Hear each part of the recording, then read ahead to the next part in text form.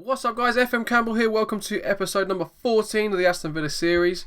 We're going to get straight into it, and I just want to ask you a quick question, and basically all I want to know is I want you guys to be telling me what you want me to cover. I feel that I'm trying my best to not just be repetitive every single month. Obviously we have some sort of aspects of every single update that are a little bit repetitive in regards to obviously what's been going on in regards to the sort of the results and the different things like that, goal scorers, so on and so forth. So I am trying to sort of spin it up a little bit in every single episode, maybe give a little bit of in-depth detail about different things. We've previously done like the first team squad, then the under-21s, then the under-18s, the tactic, things like that. So if the tactic changes, I'll obviously let you guys know.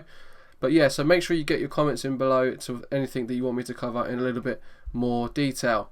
So we left you last time as the day that we were playing the Rubin Kazan game, and form picked up very dramatically. We haven't lost a game since. We actually beat Rubin Kazan, and we've done it via a last minute Mauro Icardi goal. 91st minute he scored the winner, so it looks great for us basically in the Europa League at the moment. I'll go on to the next game very, very shortly. We then returned to Premier League action where we beat Stoke 2-1. Doran Rotario and Sol with the goals, so that was obviously a good result, especially away at Stoke as well. Then we had Leicester at home, nice 3-0 comfortable victory. Mauro Icardi with two penalties in the 68th and 83rd minute, and then Jordan Ibe in the 31st minute as well.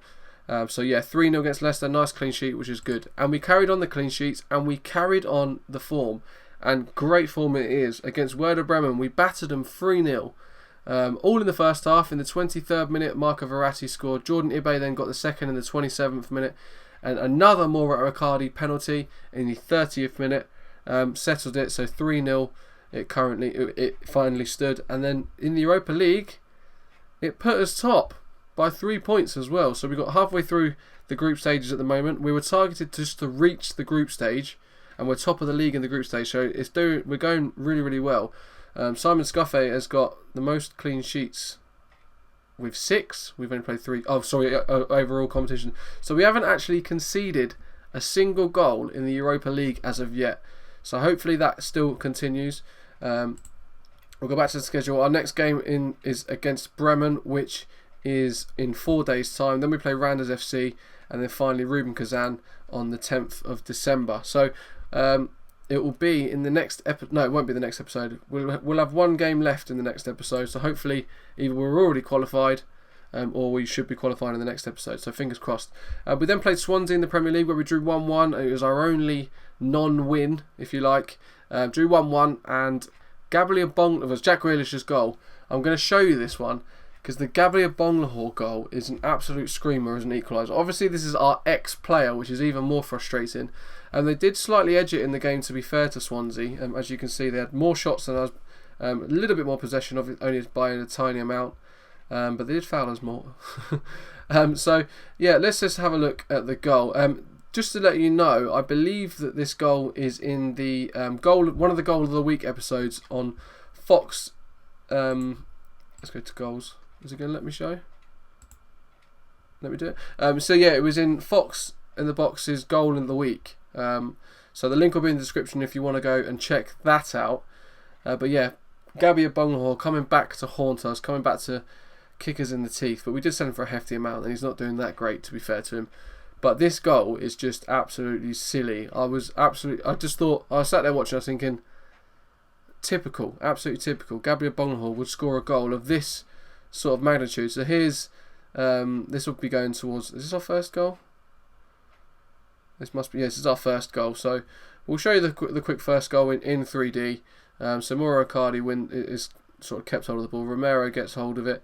We play it around really nicely. Verratti with one of his worldy balls. Look at that for a ball over the top. Icardi gets it down, knocks it down to Grealish, and it's a sweaty goal. Nice simple tap in. And Jack Grealish makes it 1-0. So then we go to the other goal. We go to their equaliser. Fabianski takes the goal kick, plays it short. They've got 3 centre-backs at the back by the looks of it at this point. Fernandez, then Shelvey. Plays it out to Bonglahor. What's he going to do? So he's going to drag it a little bit forward. Then what's he going to do? He's going to lose to Romero. Romero picks it up, but it goes to Martin. Martin is closed down by Romero. Again picks it up. He keeps the ball in. Plays it back to Akore. Akore spreads it to Phil Jones. So we're keeping the ball. We've managed to get the ball back. Then Corchia plays it down to the line to Ibe. He's surrounded very, very quickly, but Verratti sort of creates the space for him. Plays it into Sol.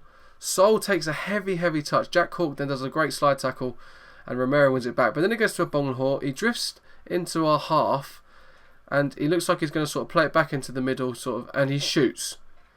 And he's done a Ronaldinho against David Seaman and scored an absolute worldie that's lobbed Scuffe and gone top left, right top bins in the top corner. And a Bonghor scored an absolute worldie, and that actually was the equalising goal. So, yeah, quite a frustrating way to be equalised against. But go check out Fox in the Box FM's channel. The link will be in the description, and obviously it contains our goal, and it did make his top 3. So, fortunately it was against us, but what a goal. Good goal to witness, I guess. We then beat Middlesbrough, return to winning ways, beat Middlesbrough 2-0 comfortably. Jordan Ibe with a goal, and Jorge Akore with a goal as well. So, and also just to note, Ibe was injured in that. So let's look at the squad. We've got obviously Munir out still. Guidetti is now injured. I think I mentioned this previous episode. He's out to 6 to 8 days. And Cleverley's obviously unregistered for the Europa League game against, is it Bremen? Yeah, against Bremen. This guy here, Joel Untersea, I found this guy. He's available on a free. We've currently got him on trial. I just might sign him and loan him back out.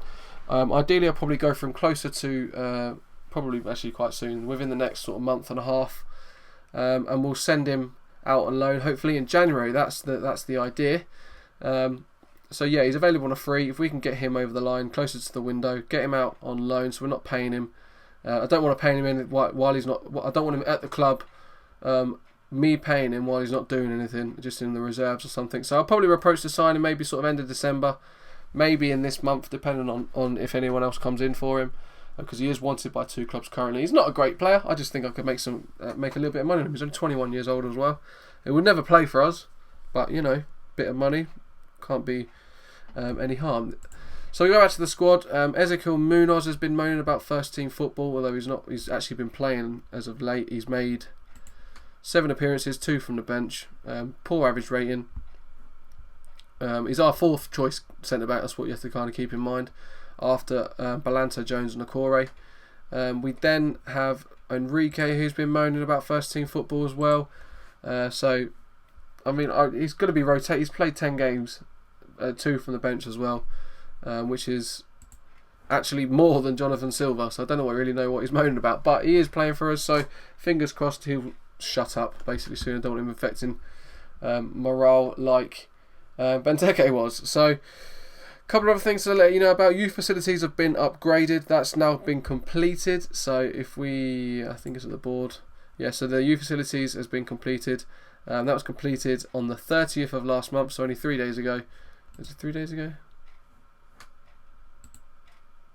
3 days ago? You're going to let me move backwards? No, okay, you're not, that's fine.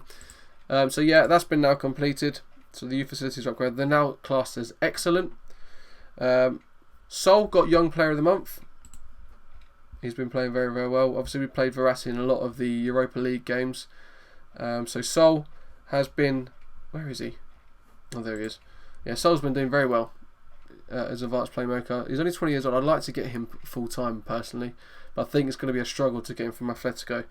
The only problem is he will rotate with Verratti. Eventually they'll both be sort of first team contenders all the time, and they'll probably need a backup themselves, so it'll be between him and Verratti. So we'll see what happens, but Verratti's obviously the king, he's the man. But good thing is Sol obviously went to thanked Villa and thanked us for loaning him. He said he's enjoying his loan spell. And yeah, he's thanking me, Villa, and the fans, obviously for the feedback that he's been getting throughout his form.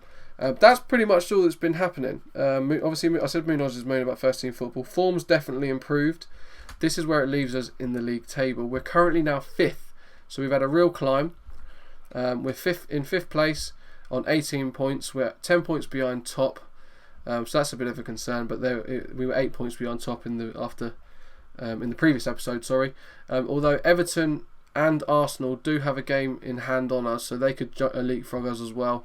But yeah, I'd like to finish ideally in Europa League. I think Champions League's going to be a bit of a push. We are quite close to it at the moment, so we'll see how we go. But yeah, I mean, if we can finish in Europa League again, that'll be good. The finances are going to be really, really big for us. We've got 63 million balance, 78.1 million projected balance. We've got sponsorships sort of creeping up a little bit. We had a sponsorship deal there. It is the 3-year general sponsorship deal, 245k, that ends in 2018. That actually was, spoke to you guys about that in the previous episode. So yeah, that's pretty much it. Make sure you get your comments in below. Let me know if there's anything you want me to cover in future episodes. Feel free to give the video a like. Feel free to subscribe to the channel if you are new and you're enjoying the content and you want to see more of this Aston Villa saves. Don't forget to check out the other series. We've got the York save still going, and we've got the World Network game. And yeah, get your comments in, and I'll see you guys in episode number 15. Wow, 15.